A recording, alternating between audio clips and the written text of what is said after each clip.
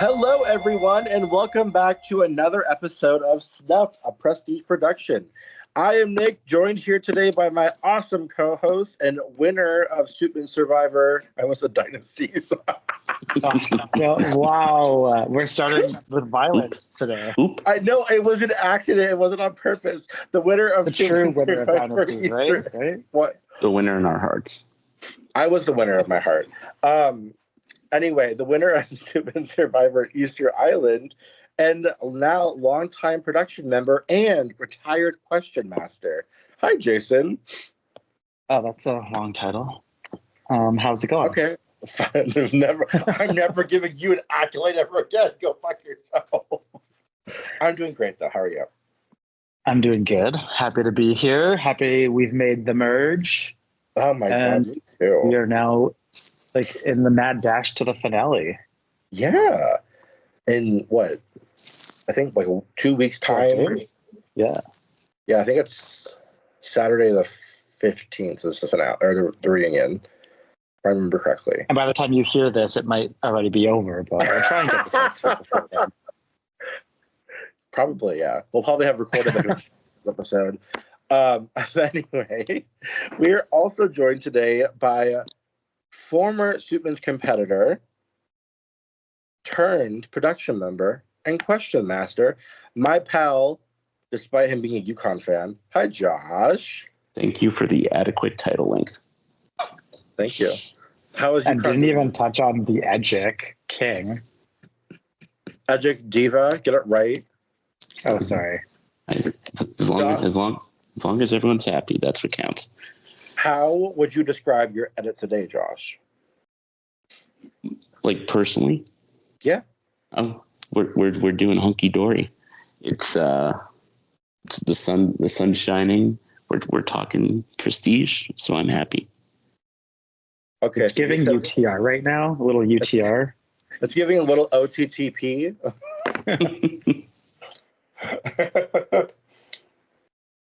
But anyway, we're here today to talk about this. I must have a snuffed era of snuffed. My brain is fried. This is where we're at today. My brain is so fried, everyone. I'm so sorry. I've been going through it the past week. All right, we're recovering still. But we're here to talk about the post-swap era of Prestige Survivor, the Amazon. So, initial thoughts. Should we set the stage with like who got swapped? What are the swap tribes looking like at the swap? How many times can I say swap? Jason, take it away. Give us a lay of the land when we first swap. Where were we? Okay, so the swap takes place, and on Iguano we have 5. Wait, am I counting this correctly? Yes, no, 4. It's an even split. 4 Iguano, 4 Makuna. The Iguanos are Jose, Jacob, V, and Jamie. And from Makuna, we have Pixie, Ben, Vine, and Damien. On Makuna, we have the 5 Iguanos and 3 Makuna. So the Makuna originals are actually the underdogs here. And the originals are Andrea, Bliss, and Scott, with the additions from Iguano being Brian, Henry, Tim, Christine, and Sammy. And coming into the swap here, very interesting split, we'll say, based on like the original alliances that were created and how that rolled out. Take that away. I know where you were going, Nick, so I'll let you take it away. Okay, so as I interrupted, I'm sorry. No, it's fine. It's fine. It's fine. So Josh, before we get too far into the swap, what are your initial thoughts so far on, without going too in a deep dive, what are your thoughts so far about the pre-merge? Not so far, the pre-merge is over now. What were your thoughts about the pre-merge as a whole? Like, do you think that it was an entertaining pre-merge? Do you think that it was kind of lackluster in points? Because obviously, like, this time, you're kind of seeing it from the realm of not only a spectator but also production, which is kind of obviously this is your first season on Prod, so you have the different lens. So kind of how what has your thought been about this season as a whole so far? Yeah, I mean, I think there were a few people who looked better on paper than they actually ended up being. So who? Say names. I honestly I have to go back and look at who they are. You said they're that forgettable. I'll figure it out in a little bit, but like, I mean, there's two or three people, and we're talking pre-swap only right now, or what are we doing? I mean, we're talking like more so like as a whole pre-merge, like focusing on the swap really, like though. So post-swap primarily. Yeah. So definitely was sad to see Astrid leave. I thought there was a lot of potential there. You did? I did. Yeah. I mean, not like winners potential, but like entertainment potential, And then like, I mean, Brian was a massive loss for the game and for viewers. He brought a lot. Let's see. I liked Andrea quite a bit. I thought they were really entertaining, and especially like the European divide. I thought they did a decent job of conquering it, but sadly they had to leave. Yeah. So, yeah, those are probably the three I'd miss the most. Yeah, Jace. I think my thing with Astrid was that Astrid was definitely an entertaining player, but was just so polarizing to the players in terms of like just really frustrating her tribe. It got to the point where people were just kind of like even though Astrid was easily probably the biggest asset to that tribe in terms of challenges, they were like, no, I'd rather lose. I would rather lose and suffer the rest of the pre-merge and go to tribal every single time than keep around someone that would actually be an asset. And I think that's wild. Jason, what was your take on Astrid? Because we kind of touched on it on the last episode a bit, but I think it's still kind of relevant because I think taking out Astrid did have a bit of a ripple effect going forward in terms of how people were approaching eliminations and voting people out, because before it was more so based on inactivity and who people had talked to the least, and it was more so an easy route to take. But what's your take on Astrid? I think from like a viewer perspective, we were all hoping to see Astrid get through that because like in the confessionals, they were giving us some decent content, and they were definitely like an asset to the tribe, but it was just the lack of self-awareness in the tribe. Like she wasn't really understanding why she was at the bottom, not realizing what was rubbing people the wrong way and giving this perception. But the thing is like that is what majority of them were feeling. So you can't discredit that literally your entire tribe feels the exact same way about you. So there's something you're giving off. And by like doubling and tripling down on that behavior, you're just not going to do yourself any favors. So having Astrid leave was not a surprise by any means. Yeah. I think that it definitely was a personality that we lost too soon, because I think that I wanted to see what Astrid had more to give and show in terms of gameplay or,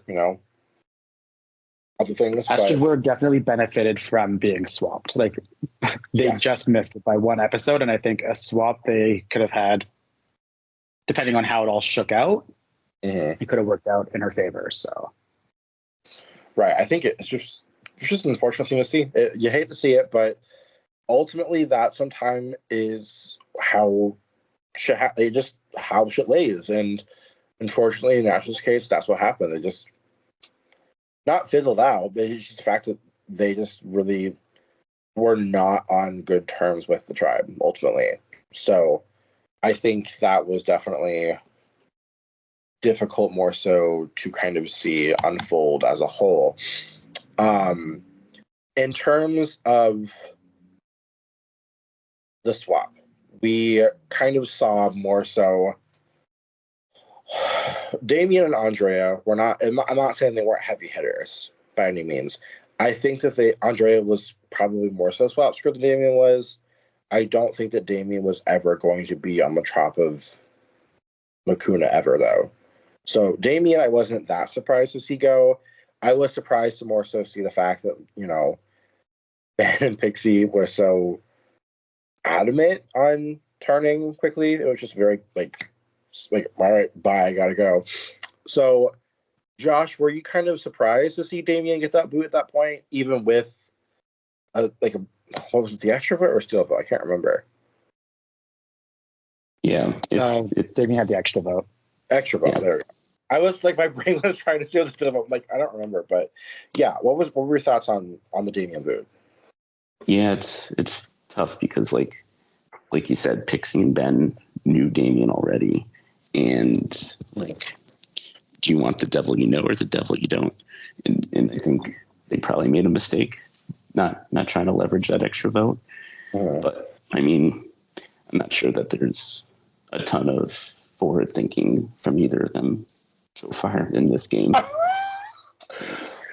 Well, no, I think like I really feel like Jamie really gets the credit for that vote. Like Jamie just took the lead to get Ben and Pixie. Like she went to them and said, "Hey, he has this advantage. Has he told you?" That's what really screwed over Damien by not being up front with the three people that he was going to be playing this game with from his original tribe. Jamie took advantage of the knowledge she got from the journey.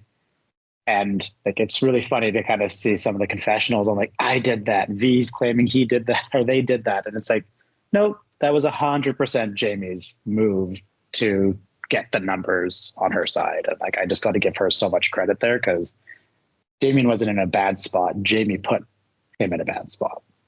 From my point of view. What are your thoughts, Nick?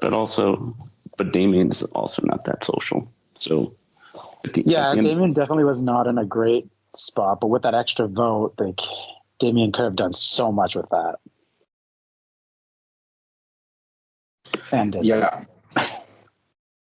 I think the thing is, it's like Damien didn't do himself any favors socially, but also just on a baseline level, it made no logical sense for Ben and Pixie to vote Damien out. And at that point, in my opinion, aside from the fact that maybe they didn't feel as like positive about Damien in terms of like a working relationship, but like Damien had the extra, like if they would have voted with Damien, like they could have easily gotten V out and like love V down, but it was more so, I think, luck than necessary like skill, because I think that like Ben and Pixie were more keen on working with the other people that V was aligned with, like Jose, Jamie, Jacob, rather than more so V specifically. But not to discredit V by any means. But yeah, I think that Damien was definitely probably the easiest person to take out there because it was kind of, again, the path of least resistance that didn't really ruffle a lot of feathers, aside from Vine, really. But I think that it literally, that move probably sunk Ben's game, and which is why Ben got voted out ultimately. So, you simply hate to see it. You hate to fucking see it. It's interesting, like, and I know we'll talk about it in this next vote for sure, but I also think just to kind of touch on Jamie spearheading that so hard. Also, yes, player of the game for that episode, but at the other side, I think really screwed herself over by overplaying herself in front of Jacob with Ben and Pixie. Yes. And now has a huge target on her back. So like people who are listening, playing hard is great, but be careful who you're playing hard in front of or around. No, because it's very much so that it's really about being cognizant of, who can I target here, and like how is this going to impact my game? Because I think there was a lot of like, it was just giving, I'm going to like make a move, rather than them considering genuinely how is this going to really impact my game long term.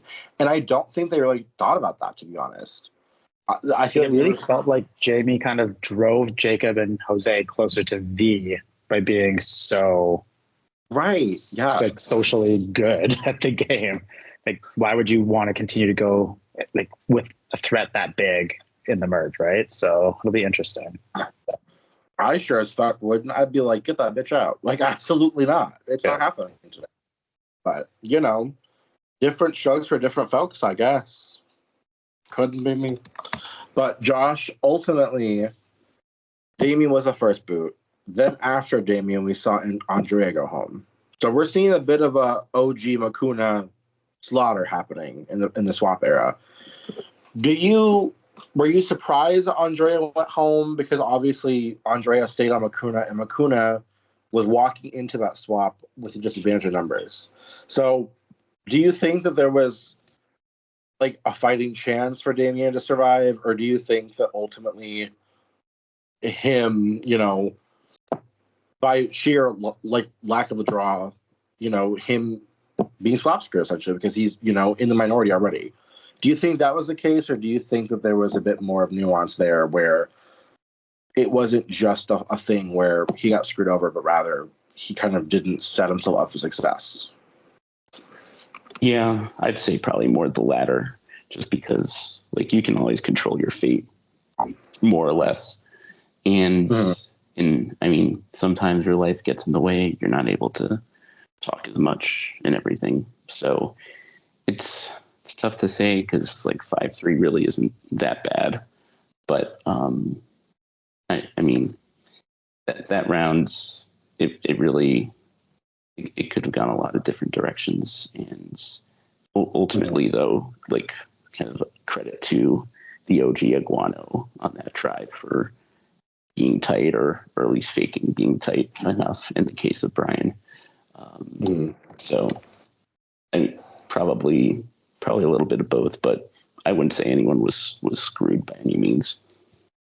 Well, that vote was 7-1 because we saw Scott get, I can't remember the name of the advantage, but was given a task to get a hidden immunity idol. And that was to have a publicly accuse somebody of putting their name out there. And Scott, in my opinion, played it so smart by seeing the writing on the wall with Andrea leaving and publicly accusing Andrea with about 15 minutes left in tribal council, and literally had nobody really batting an eye other than Andrea being a little confused. But how we finally got an advantage in the game. What are your guys' thoughts on that? I mean, I'm ultimately glad that we got something finally, because Jesus Christ, I feel like it's been 40 fucking years. But in the same vein, I was just kind of like, why did it take so long? Like, it was frustrating to watch how little people really were choosing to interact with the board. And I don't mean that like people weren't guessing. I mean it in the sense of like people genuinely had options to like potentially get advantages, or, you know, be swapped to a different tribe or find an idol. And they were just kind of like, nah, I'm not going to do it. With the exception of like Matt and Brian and Scott. But like overall though, I'm like, why are people being so risk adverse? You're not going to win not taking risks. It's just not that maybe you will, but sure, I don't know. But like as a whole though, you're not going to win like that. It's just simply not feasible. But I think that there's just been a really odd vibe in terms of the level of care, in terms of like, because for me personally, I don't know about y'all, but like I would want to have something in my pocket. Am I wrong in thinking that? Would you guys want something to like? I don't know a person that wouldn't want to have an advantage. Like, I understand where they're coming from, because a lot of these have been coming from like beware advantages, and they're all aware that, okay, if I accept this, there's going to be some sort of task, and I'm likely going to lose my vote depending on what it is. So I think what people are thinking is like, my vote's important right now, and like I want the advantage as well. But in my last season, Dynasties, I didn't accept the beware advantage until, I don't know, 5 minutes before the vote, because I'm like, okay, I needed to know exactly where it was to see if my vote was necessary. And if it wasn't, if wherever the vote was going, how can I spin it? Like, that's how I had to play that. And I feel like everybody's probably thinking the same thing. Like, they're trying to like, I would never accept it immediately without thinking through everything. And I think that's what happened with Scott. Like he didn't even accept that until an hour maybe before the vote. Yeah, We had a clear understanding of where the vote was going. And it was definitely not something he would have assumed or guessed where it was a public accusation. But the interesting thing is, like, at least Scott accepted it and ran with it and did it. The other two, I know one was Henry, and was the other Brian, who accepted and then didn't actually? Yeah. No, I think it was Tim. It was Tim? Okay. Or maybe Brian Tim got it, but just Tim didn't open it. Oh, yeah, we knew that what it was anyway. But Henry had it and just wasn't doing anything with it because he was afraid of like it not being successful at it. Right. Which, like, I understand, like, early on, it's maybe not necessarily worth risking, but at a certain point, you know, bite the bullet. And I think at the end of the day, some people need to, like, realize, like, it is an org. Like, just have fun. Just try it. Like, what's the worst that's going to happen? You're going to get voted out of an org. Yeah, that's pretty bad, Jason. What the hell? Sorry. God, so insensitive people's feelings about this. No. Your life will never be the same again if it happens. Yeah, literally, this is going to have, like, life-altering consequences. What do you mean? They're never going to get cast in The Real Survivor. Is that what happened to Ian or Don? Yeah, they looked at their stats. Not great. Pretty weak numbers, guys. I don't know. But no, I think going off of this, like talking about advantages and whatnot, my question for both of you, and I'll start with Jason on this question is, do you think that the way that advantages have been done this season has worked?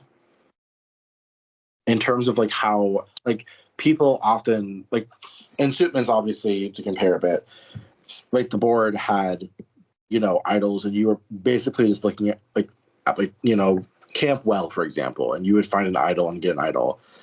Do you prefer the fact that like now like you have to do this like seemingly social task to like really earn the idol, or do you kind of prefer there to be something different? Because like obviously we've seen with the inclusion of something that's like a social task or a beware advantage to come with it, that there creates this sort of like trepidation that kind of limits the amount of interaction that people are actually trying to do with a board. Like, do you like that, or do you think? I think that there's pros and cons to it. Like, I see the benefits of a beware advantage and like making them work for it, but I also see a benefit of just like, here is an advantage. Like, I don't know if there's like a mix that is the perfect case scenario, but like, I see the benefits of both. Do I think? And it really depends on the cast. Like, I think if we had somebody else found the advantage and it wasn't Henry, do they do it? Like, if Astrid finds it, I bet you Astrid does something with it. Like, I really think it depends on the person who gets lucky and finds it. Mm-hmm. But I really like how the board looks this year and like it just this season, and it just feels feels more authentic. In the past, when you go to Camp Well or you went wherever, like, those advantages were snapped up real quick, which makes for fun, like early games and advantages everywhere. But there is something kind of nice to see somebody get an idol like right before the merge. Like, that's how real Survivor, other than 48, spoiler alert, but most of the time it takes people time to find an advantage, right? So yeah, I like how we're doing it. We just don't have the cast that's really good and going out there and attempting these things. Or finding it. I think we had some advantage that wasn't even found this season. We did. Which that part sucks, I think. Like, because it feels like people just wasted potential. And it was like, well, now you're walking to the merge with less shit. And it's kind of on you. I don't know. Yeah. Only crazy. But you could have had something good, and you said, nah, I don't need it. I'm in a good spot. Maybe we need to load the lake a little bit with some more fish for next season, though. Just to like some lower stake stuff. Maybe. I don't know. I also fear in like the pros and cons of loading, or like you might end up with a season where all it is advantages and it's advantage get in. So like we do have to be careful on going too much and too little for sure. Like, we haven't found that perfect balance yet, I think. Mm-hmm. I think that's fair. I think people need to be more cutthroat about it. Like, give me drama. But like, I definitely understand, because especially the last few seasons that we did in Suitman's, they were definitely advantage heavy. So Yes. it almost felt oversaturated at times, which, like, again, isn't necessarily a bad thing, because the last few seasons were also returning seasons, which I think returning seasons in general tend to have a higher saturation of like things on the board compared to like not returning seasons, which is fine. But I think there's definitely a middle spot that maybe, obviously, who knows what the merge will bring for people. I mean, we know, but they don't know. Maybe we'll see a bit more come merge from the Advantage board, but I've been a bit shocked in terms of like how trepidatious people have been with it, which like obviously isn't necessarily a bad thing in itself inherently, but I would have liked to see more interaction personally. But Josh, are there any advantages? Oh, okay. Sorry. I was going to say about the advantages, like we even have an idol out there right now that the person who was gifted the idol hasn't even reacted publicly about it. No, I shouldn't say publicly, privately in their confessional about it. Like, Bliss literally has an idol. I hand it to her. I get super fucking creative on how to like give it to her, and then nothing. I'm like, does she know? Do I have to remind her? You might come on, Bliss, give us something. Yeah, that's an understatement for sure. Are you upset that she wasn't giving you anything, Jason? Yeah. Can you not tell? No, not at all. Like we finally get an advantage on the board. We finally get it like in play, and like Scott's not super excited. He immediately hands it to Bliss, and Bliss shows no like thoughts at all. I'm like, wait, what? We finally have something that can impact this game, and just nobody gives a fuck. They said, yeah, so I don't care about this shit. We don't need it.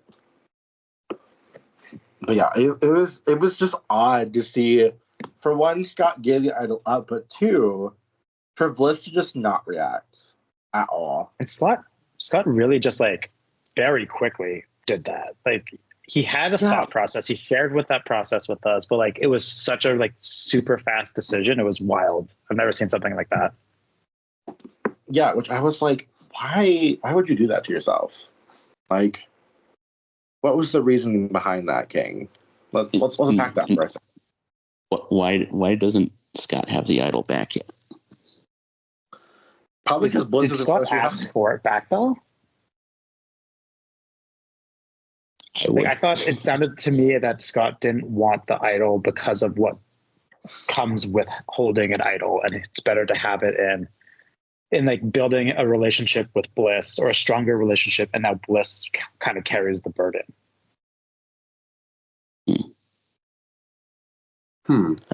That's so like with Bliss's activity, Bliss might never play the idol and just walk home with it. Can you fucking imagine? That would be so fucking funny and so unfortunate at the same time to watch happen. Like it fully could happen, to be fair, but I don't know, because I think that Bliss is such a strange case in this case, because she started off so strong this season in such a position of power, but I feel like once the swap hit, there was just such a nosedive that was so unexpected and just odd to see, personally. Where I was like, what's going on here? I expected more from this. From Bliss, especially. So I don't know. Mm-hmm. It was definitely odd, for sure. But people get tired. I mean, there's definitely fatigue. Like, you're 100% right about that. I agree. It becomes a thing of like, how can they proceed? Like, because Josh, you played Last Gasp, which. Mm-hmm. Not to talk too much about Suitman's, but like it was a 30-person cast. Oh yeah. Sorry about that. But like, yeah, which God bless you, Diva. But like with that, obviously there was so much fatigue involved and just so much exhaustion that was happening, because you're fucking in the season for what? How long was that season? Was it like 2 months? Yeah, I think I was in it for like 6 weeks. So yeah, it was like an ungodly long season. However long it was. I don't remember the exact color, but or exact length, but it was a long one. So I think like obviously like there was burnout. Like no one's doubting that at all. But like how were you faring with that? Like was there any way that or anything that was really helping you get through that whole process or no? I definitely think I was one of the people that held their sanity as much as possible. I don't know. I found it fun, and I was with like good people like Zach and Nora and Cooper, and I just found it energizing to keep going as much as possible. So I really wasn't too impacted negatively, honestly. Mm-hmm. Which is fair. Which that's like they're not even having the life challenges the same way either. It's just wild to see the differences. But in terms of the final episode of the swap, obviously it's a double tribal council. It's Real Estate Rumble. First of all, do you guys enjoy Real Estate Rumble as a challenge? I fucking love it. I think it's so much fun. It's goofy. It's funny. I love it. And also, no, go ahead. I really enjoyed it this season because like they have all of this time to talk and discuss, and we were able to see a lot of the alliances like really try to game it, and we literally saw an alliance try to game a person out, and they were able to math them correctly and give immunity to the person they wanted to put out. Like what? It was the campiest like thing. Jacob literally had all of the information possible to make the right call, and they still let Jamie win. Sorry. Jacob was having a gay old time, all right? He was. Well, Jacob I was doing the like calculations behind there, putting it all in there, and when I tell you the gasp I made when I saw that Jamie won immunity. After being so far behind and winning it in the last round, oh my god! And don't get me wrong, I was like so happy because I did not want Jamie gone there. Right? No, I agree. It was just so wild to watch. I fucking love that challenge though.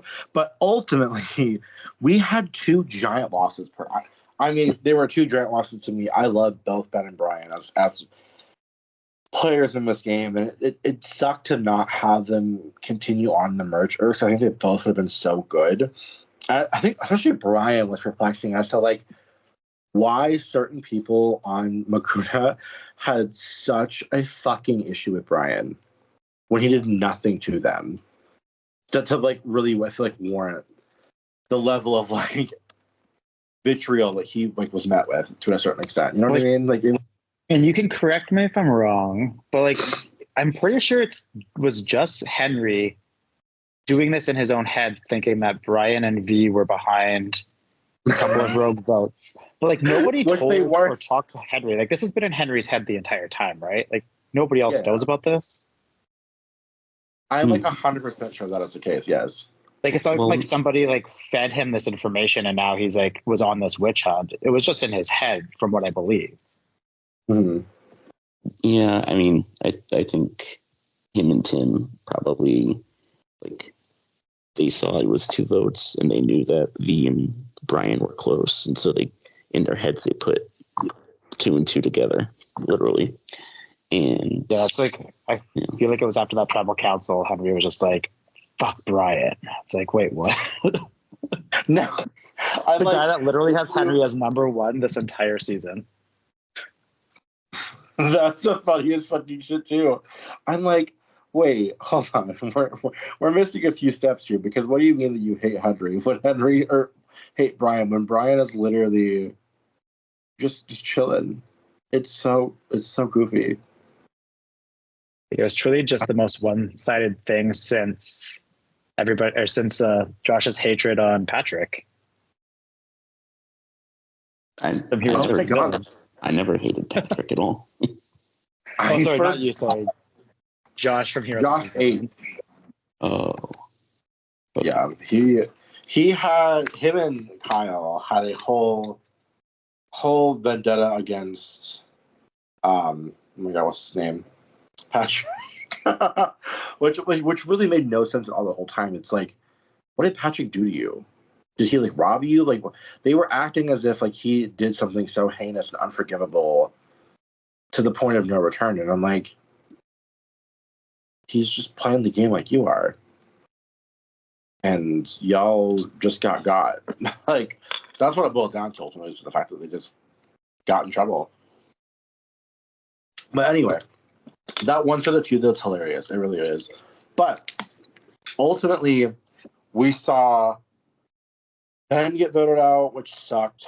But I think did make sense. I think that he was a little less active about like the last like day or two. But Brian, obviously that was a blindside. It was clearly a split vote.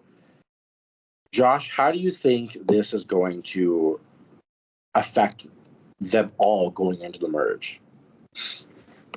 Yeah, I mean, it definitely puts a bigger target on Henry's back, for sure. He probably didn't need to do this, and it would have been okay for him long run. And I don't know. I mean, the pagonging definitely, the odds of a pagonging definitely went down a lot. So that's good for the viewers. Yeah. I mean, hopefully it continues to go down too, because just watching Iguana dominate the whole time, I need to see more. I need to see something different happen to where it's really going to gag me, because watching one tribe dominate in a season is just not fun to watch. Even if Iguana is like a really wild outlier of entertainment, to be honest. But I'm curious to see like how it's going to operate moving forward. Like, we've lost 10 people so far. There are 12 left. In terms of who out of the 10 eliminated people, like you had Jared, Matt, Colby, Kay and Astrid, Damien, Andrea, Ben, Brian. Who am I forgetting? That's everybody. Oh, Jinja. I forgot Jinja, but you know. Oh. What does that tell you about Jinja? Basically, the question is, out of the 10 eliminated players, who, Jason, do you think most deserves a second chance? Oh, not even a doubt. It's Brian. Like, Brian got so screwed by something like he didn't even do and was voted out for some vendetta that others were a part of. So yeah, I think Brian just 100% deserves that. Do we want to consider Colby at all? No. Okay. Like that's the inside of more cold than I meant it to be. My whole thing is I have complex feelings about it, because it's like, obviously there was such like complex situation going on with I don't know about, obviously. So I sympathize on that end. Their communication though, like, I'm not saying there was any detail that needed to happen whatsoever at all, but just like a brief text saying like, I have a family emergency, I can't anymore. And that would have been fine. And I hold nothing against him. But like, the communication could have been a bit better, I think, personally. That was my only thing. Yeah, the 2 self votes is not a great look. Yeah. So like, I mean, down the line, it kind of depends. I mean, ultimately, I hope that he's doing better and everything's okay in real life. But I don't know. Like, I'm not opposed to it. But like, I think that, like, of the pre-merge, there are other people that I think are more deserving of a second chance in terms of gameplay alone. Like, obviously, you can't control real life. Like, I completely understand that, and I really hope that everything's good. But like, I would not be opposed to watching Colby play again. But I think that my number 1 and 2 would be Ben and Brian, followed by Astrid, honestly, just because it would be interesting to see how Astrid would develop, if at all, in terms of a player. But and so, Josh, would yours be Colby? Yeah, good question. I mean, assuming like full sanity and everything, I mean, Brian was great, but I don't think we need to throw more accolades at him. But I really like Colby as a player, and I think that'd probably be where my list stops. So you wouldn't bring back anyone else? Potentially Astrid, but I would hope that they'd have some personal growth lessons along the way first. What lessons do you think would need to happen? Just like a self-reflection of like how they treat other people, what your words do, like that type of stuff. Well, damn, you gagged me there, Joshua. Shit. he really fucking said, well, here's the thing. God damn. I mean, Astrid's young. I think they'll learn in time. But it seemed to be a really repeated theme based off some of those last day words that they had. So they got to fix it if they want to do well in orgs. Fair. So Jason, you said Brian, right? Was there anyone else? I guess Ben would probably be my backup pick as well. Of the names that we haven't said, I would probably go Andrea. Oh yeah, Andrea would be a good one too. That'd be like a sleeper pick, I guess. Tea was spilled. You ate that. Kudos, Mama, for spilling. But Jason, do you want to take the next section? Yes. Okay. What? I guess. Just who do you guys see going far in this game? Any final three predictions? And let's start with Josh. Give us your final three. It's tough. You can walk us through it. Your thought process. I'd really like Jose for sure. I think Jose could do really well. Hopefully not Christine, but I think it's tough to not say Christine at this point. Why are you anti-Christine? It's just been a journey, I guess. I want to be nice, you know. Fair. And then I don't know. Maybe Jacob, but I think the visibility might be too high, so I don't know. It's tough. I really, no one has a really strong path, in my opinion. So that's what's going to make things exciting to watch unfold. Right. Interesting. Next. Beat me to it. Yeah. I think. God, this is hard. I feel like Jacob has a good path right now. I think he's sitting pretty well in this game. I see Jacob going far.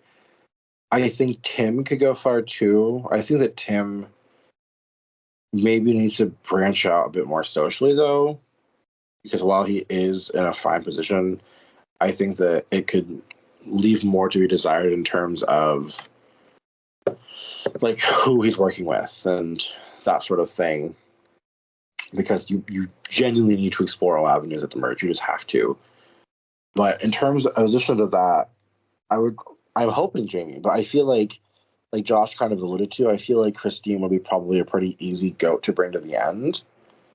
I like Christine personally. We all know that. I've talked about that all season long about how I'm a Christine stan, and the fact that she went from first boot of season 31 of Suitman to making the merge and Prestige season 1, iconic.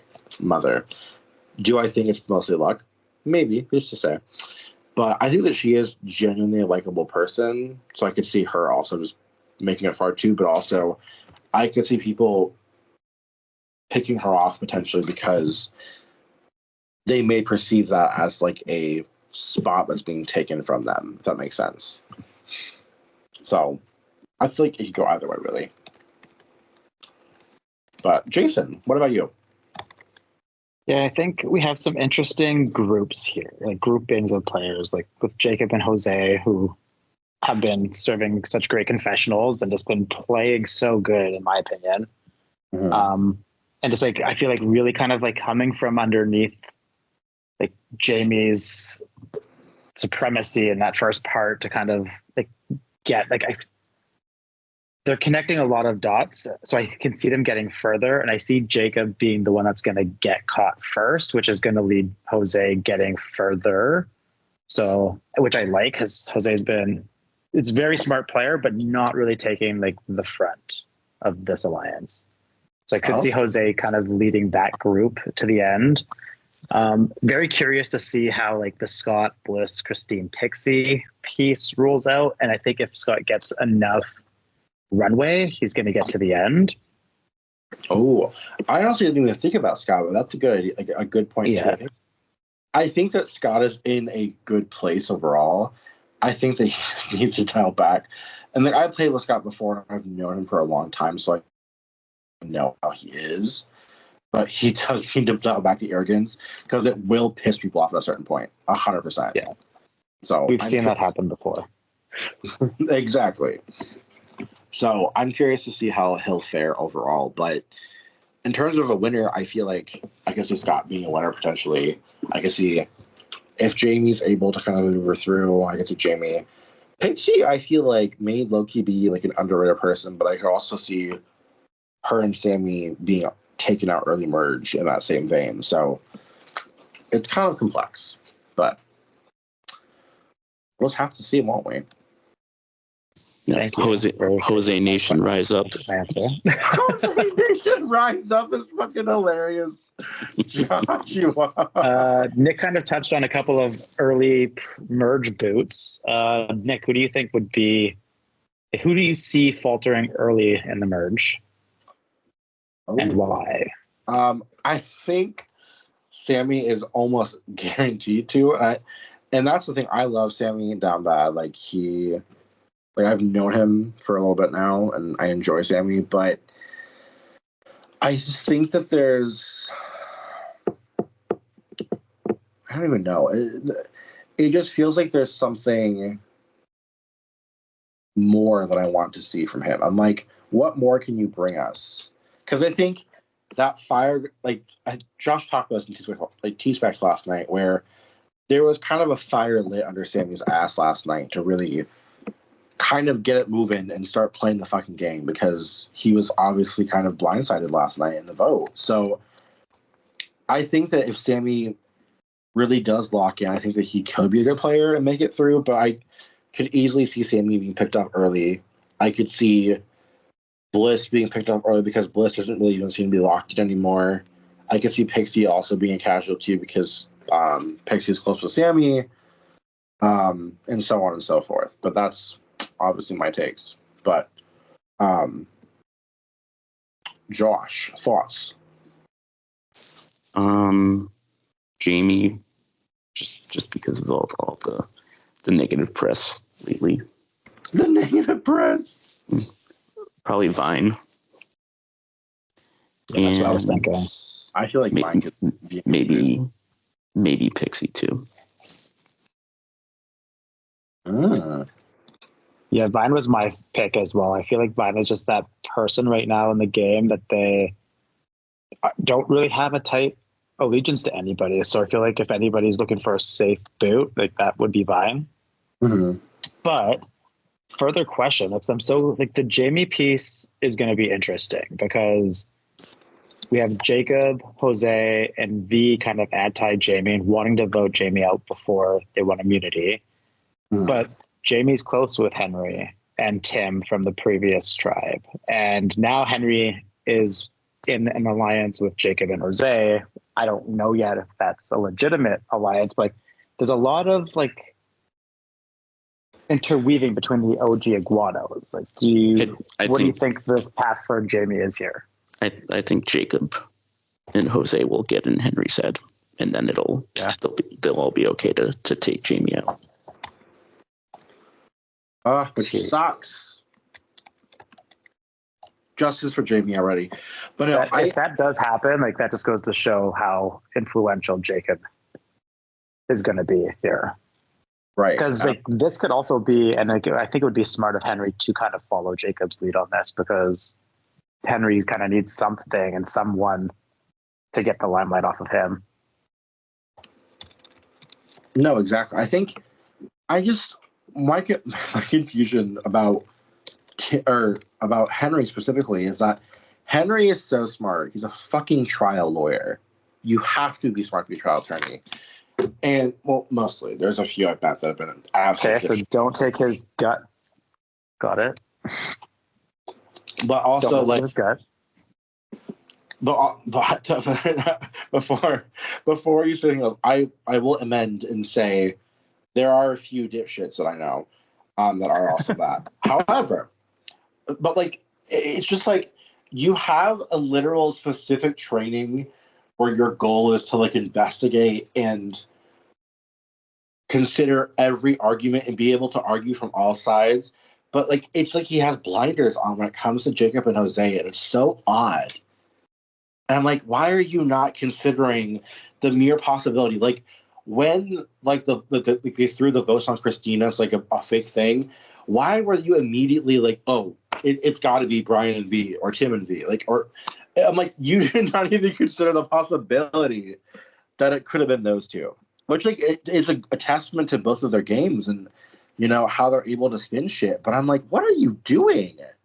Like, are y'all not considering this remotely?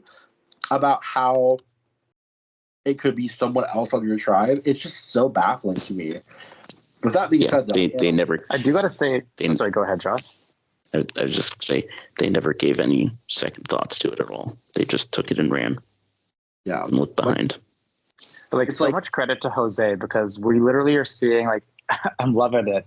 Him finding out this information from V in like the Alliance chat, going to confessionals being like, oh my God, that was me. I feel so bad. And then instantly lying to V, being like, I have no fucking clue where this is coming from. I can't believe they would do it. I wonder if this is Jamie. And I'm like, oh my God, Jose, you're hilarious. I love this so much. A fucking messy ass diva. That is so... And like, I actually don't even know if Jose actually does feel a little remorseful, because that's what we're getting in the confessional, but I don't know.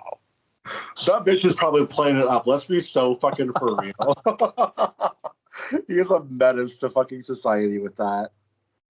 He goes, oh no, my bad. Like, it's very that.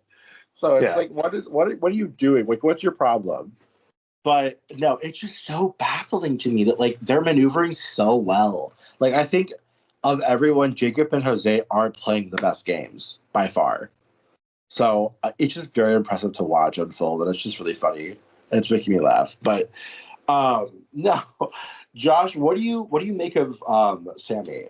Because I think that like Sammy and Pixie have this like interesting dynamic where like they obviously have known each other from past games before. Like that part is clear, but like they're in both kind of a weird spot in the game. So what is your take? Like, do you think that these two, who are seemingly on the bottom of the game, quite frankly, have like a fighting chance of making it through? It's tough. Like they got to step it up socially for sure, and I don't know, just start like broadening their horizons. That's really all I can recommend. Do you see a path forward? Like, what do you think is their best bet in terms of maneuvering through? Well, I think for Pixie, just like trying to use Scott as a meat shield.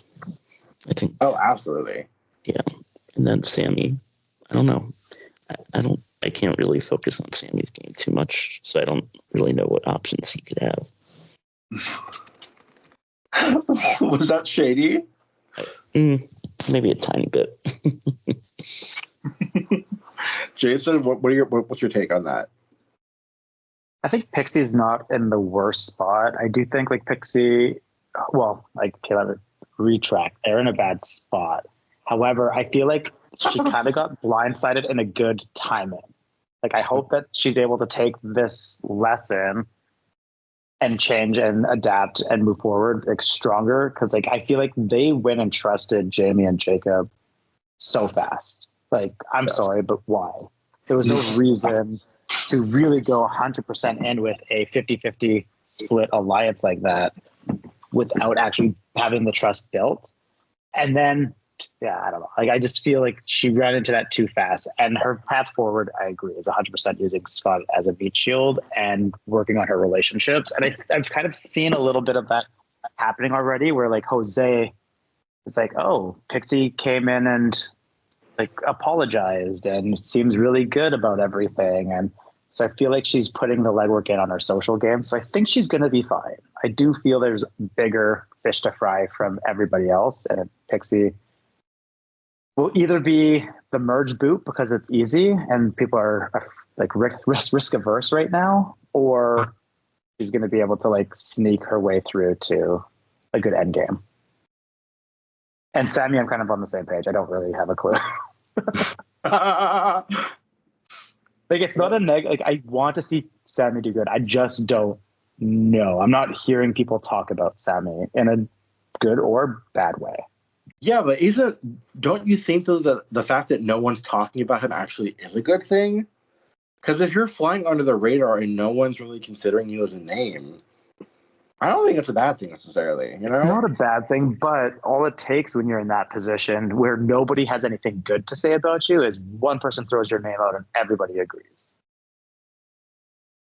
Like, you need to have some close people to at least have you on their mind, like to want to protect you. And I don't think anybody has Sammy as somebody what they want to protect. Right. Like, I think that I could be missing it unless somebody else sees something different. No, I agree. I think like people Joshua. I think that people, I mean, it's right on the nose.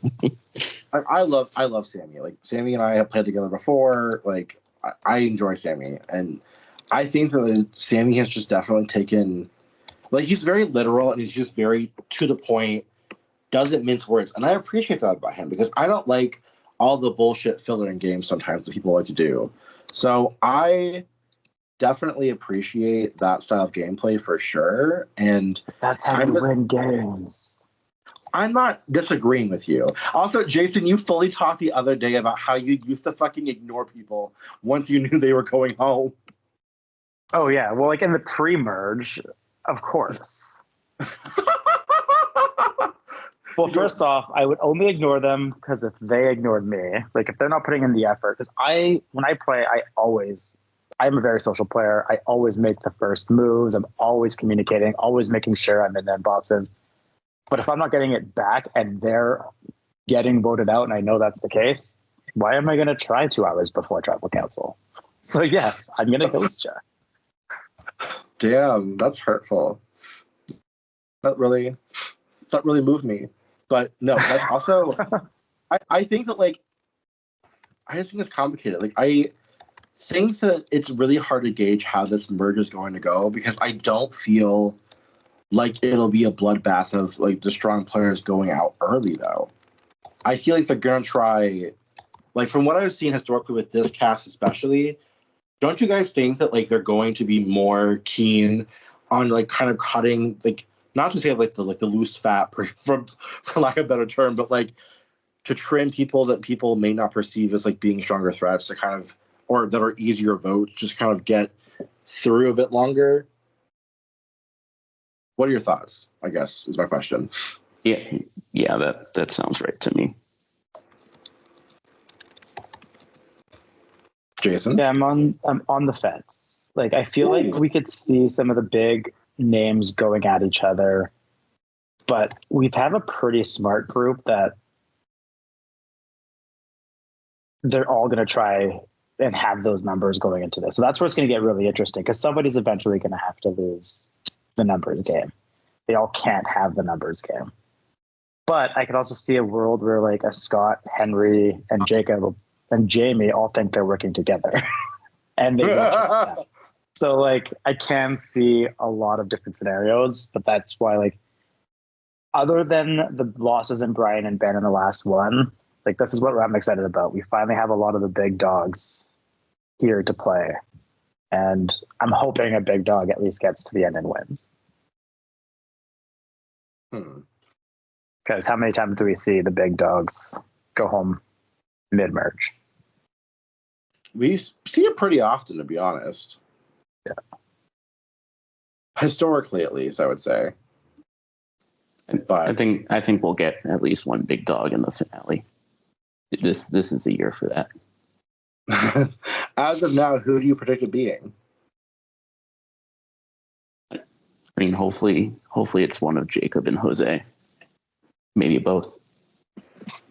Do you see there being any instance where like they're going to betray each other? Because they seem pretty damn close. You know, you never know. It's with the allure of the final tribal as it gets brighter. Like you never know what people are going to do. Jacob's sinister. I know that for sure. Sinister is a crazy word. But no, I agree. I mean, they've shown no indication of going like betraying each other. They're a very solid duo, but like, yeah, getting to the end. Because I do feel like depending on how they play, I'm assuming, like you said, sinister is the descriptor for Jacob. Jacob's probably going to burn some bridges. And if Jacob goes to the end with Jose, you're going to lose. So that'll be the interesting part is if when Jacob starts to see Jose as a final two, final three, it's like threat. I don't know. Jacob might not, like he might be a little delusional in that he doesn't think Jose can overpower him. We've seen so many, and like, yeah, you're right. But I guess like we've seen so many times where a social game wins at the end over a strategic game. Because it really depends on the jury. We have no idea what the jury hasn't been accumulating, so we don't know what their thoughts are going to be yet. Yeah, it's definitely hard to gauge kind of where people will lie with that in terms of how they're going to choose to operate and kind of conduct themselves. I'm curious to see how they're going to operate because I think that it could be messy. With this, I want to know who's going to have hurt feelings going into jury, and who's just going to take it on the chin and just see it's a game. Do you anticipate there being hurt feelings? It really depends on how they go. I feel like I don't think there should be hurt feelings. It's a game, but we saw Brian pretty pissed off with Henry. Brian, for legitimately no reason. Or Astrid go home and be pissed off when like they literally had no chance. But so who knows? No, it was just an absolute evisceration to watch that like unfold in real time. So it was like, oh my god, like, and in not Jacob's case, Brian's case, he was just so taken aback by it, which I understand 100% because it was genuinely unfortunate the way it happened, and I feel like he was severely misunderstood to the point where it was like hard to watch. But I love Brian down bad, and I think that he'll be fine overall. So we shall see. But Jason, do we have some questions for Josh? Yes, we do. Sorry. I was like, hello? I thought you were doing it. Anyways, I'm back. No, I asked a lot of the questions in the beginning, so I wanted to give you the chance to have more. Well, maybe we should communicate better. But anyways. Okay. Joshua.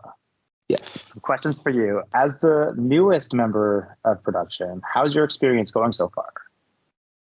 I think it's Tell us about your journey. I mean, the group is super collaborative, and like I've enjoyed giving my 2 cents to the creative process, and it's really been fun just seeing all like what gets put in the sausage, so to speak. It's a sausage. I have literally never heard that before, but that's a way of looking at it. That just absolutely shook me to my core. I've never heard that either. But now I'm going to start using it. So thank you, Josh. But now, like, you can picture it, and I don't know if it's the greatest vision, but like, yeah, there's a lot of shit that goes into that sausage.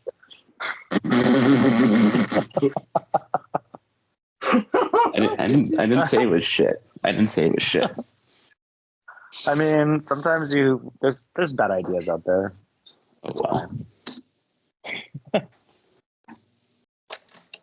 So an enjoyable experience overall, you would say. Oh yeah, absolutely. I'm 110% pleased to have signed up. Well, we're very happy to have you on the squad. I know those like first few seasons, it's like really just observing. Like that was my biggest takeaway was like people who are listening and are not on productions anywhere. There's a lot of shit that goes on behind the scenes that you don't even realize is happening. Absolutely. It is so draining. Yeah. How does it compare? Sorry, Josh, this is for you. How does it compare to being a player? There's still stress, but it's different types of stress, right? It's like there's more certainty in like the end outcomes, but on Prod, you want to make sure for the viewers, for yourselves, for the players, it all comes together as nicely as possible. So that's what adds a little bit of stress, but I don't think it's nearly as stressful as actually playing. So I'm definitely happy to be behind the curtain. I can 100% relate to that feeling. I much like it on this side. Do you prefer being a producer, wearing your producer hat over the player hat? Sorry, go ahead. I still like playing. It's tougher. It's tougher when like different types of time commitments, but ultimately, like I love playing, so I should do it more. I've only been in like one game since the start of the summer, but I just enjoy playing, so I'd rather pick that one. But I'm not stepping down from Prod anytime soon. Well, you kind of answered that a little bit there, but like, so will you look at playing a future season of Prestige Suitman? Oh boy. It has to be the right situation for sure. I would want to see like how a player or a prod member does. Like, do they just get targeted right away? Because unlike in Suitman's, when people kind of graduate from player to prod member, like it would be directly the opposite here. So I wouldn't want to play because I never get pre-merge, and I wouldn't want to be targeted pre-merge because I'm a prod and they're like, ooh, big bad prod person playing Prestige. Yeah. So we'll have to see. Never done that before. Yeah. No, but I think you have to like, yes, this Prestige is new, but like a lot of people on the server are former Suitmen, so they'll know. There's history out there. You wouldn't be going in as a player that's never played, that's going in as an original production member. Like you're still an original player, in my mind. Yeah, it just depends.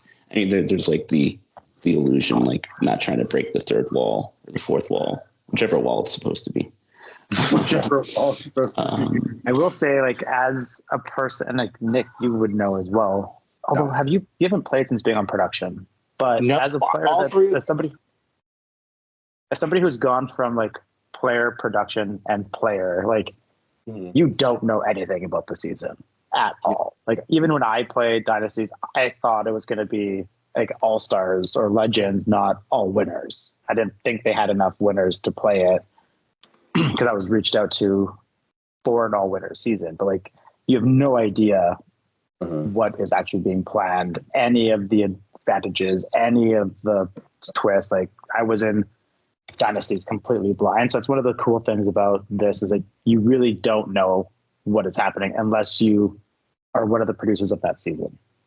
Yeah. So if you're worried about that and like knowing something that could like, or if a player who could play a future season is listening to this, like production doesn't know what's happening on the season. So don't target a production member just because you feel that they have knowledge. They don't. Yeah, target production because you hate them. Just Yeah, kidding. exactly. Like production knows as much as V does going into this season. Like we know about some of the challenges, but we don't know. That wasn't even supposed to be a bird. Or how much V knows right now. He said it wasn't supposed to be a bird, but it still felt like a bird nonetheless. Oh my god. That's because you interpreted it as that. That's something you need to deal through. Is it? Is it though? It is. That's fair. Joshua, a couple more questions for you before we wrap this bad boy up today. Where would you like to see Prestige Survivor go next? Without giving away spoilers, to be clear. And it doesn't need to be locations, but like, where do you want to see Prestige Survivor go? I haven't been around for many like tropical island seasons across Suitman's and Prestige, so I think doing one with that or more of like a water theme, I think would be a lot of fun to be a part of. You were literally in Last Gasp. That was an island. Oh yeah. You know, I couldn't even tell you where it was. Where was it? Papua New Guinea. Was it? Yep. Oh god, that gagged me. I didn't even realize that either. Oh well. I mean, I can only think of Rogue Island. Oh yeah, where was Rogue Island? Was in the Caribbean, right? Bermuda? Yeah. The Bermuda Triangle. I don't know. Spit the fucking word out. And Josh, final question. Any predictions for the future? The best prediction is island locations. You're talking about future seasons or the current one? The current season. I just think there's going to be a lot more fireworks than the pre-merge, which isn't a bold prediction. It's like, dear God, if we don't get any fireworks more than the preseason, then I think there will be multiple public arguments, and not for advantage purposes like Scott. I think there'll be legitimate beef thrown around. I hope. I'm here for the beef. We should stoke those fires in their confessionals. Just kidding. We never would do that. We would never do that. Just start stirring up manufacturer drama for no fucking reason. That'd be so fucking bad. The viewers need it. Give it to them. Jason said, "How much do you fucking hate your tribe mates and why?" Oh my god, that'll be everything to me. Jason, question for you. Yes. So, would you play Prestige Survivor?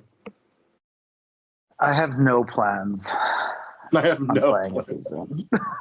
I don't either. I don't want to play again. I don't know if I want to play again, to be honest. I'm really enjoying behind the scenes. I don't know. Maybe ask me in a year. Like I'm still decompressing from Dynasties. Okay. That was forever ago. That was what, 4 months ago? Oh, don't even. Actually, it was. No, it was 3. It was 3. It was right before Christmas. Wasn't that long? It's been that long. Damn. I didn't realize that. I'll pretend like that was a long time ago. January was like 500 years, okay? You did not lie. I will give you that. But, okay. Josh, what is your dream location? You're saying tropical, right? Yeah. Do you have like a specific continent or... And that I'm not like saying a spoiler or anything like that. I'm just curious, like, do you have like a certain continent in mind where you're talking tropical, or because that can mean Caribbean, it could be South America, it could be really any continent, quite frankly, depending on where you're thinking. Yeah, I mean, I think that like that Pacific Rim, so like the kind of the same area where like Fiji, Vanuatu, like those islands, like obviously CBS Survivor has been to those, and we want to get creative. Though I guess CBS has been to the Amazon, and we did Amazon, but I really wish like I know there was an Easter Island season. I wasn't watching it. Sorry, Jason. You should have been there to see that masterclass. I'm sorry, but I wish I could see what like a modern what was the Easter Island twist? What was like the twist or the theme of the season? Oh god, we were all given shards, which was a currency, and you use the shards to like buy advantages. So you still found advantages on the board, but to get that idol or to get a steal a vote, you had to have enough currency to pay for it. You can earn more currencies by abstaining to vote, or the other way was if somebody was voted out, they got to give their shards to someone else. So gotcha. My alliance was able to like game that so hard, which is really what got us to the end. Yeah. I think between Patrick and I, we literally like the two of us made a vote 4-3 to save me. So I see. like I feel like there's a lot of like mythicness. I don't know if that's even the right word. Like magicalness about like the Easter Island statues that could have been tapped into, because I guess that wasn't really part of the theme. Or maybe it was. I don't know what the shards looked like, but like maybe Easter Island or like really anything like voodoo type. So like I don't know about like in the swamps of the bayou in New Orleans, like anything that's got like kind of magical powers around it. I think that could be fun. Interesting. I fucking thought the tropical island of Florida. The tropical Miami. Prestige Survivor Miami. Jason, do you have a dream location? Not really. Like a Portuguese country. Than, I would love to go to like the Azores or Madeira or do something like a Portuguese island. Like I'd love to do that someday, or see it play in a season that's located there. But that's just me being biased. Does Portugal own any islands? Like, where are they? Yeah. The Azores, Madeira. Those would be the two that are like still Portuguese territories. They only have 2 territories left. Damn. Well, like we have a lot. Oh. Cape Verde Islands, but that's a sovereign country. So. Right. But there's like I like Portuguese speaking countries. I'd like to go do more of that. That's not Brazil. One of my first orcs I ever did, it was you ever heard of Mauritius, like the islands? Yeah.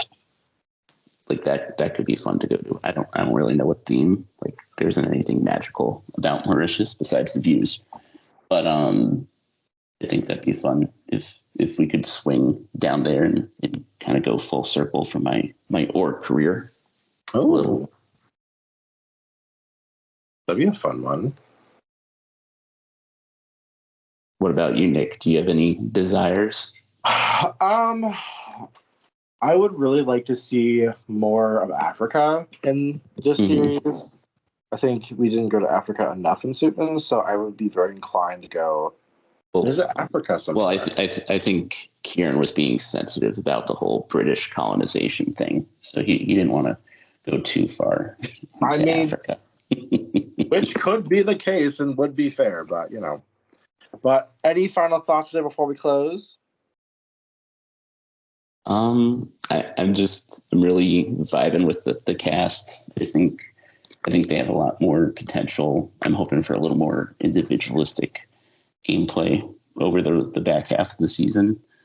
Excited for some of these quicker rounds that are going to occur during the merge, and yeah, just hoping for a strong finale and finish, and we get a very prestigious first winner of Prestige.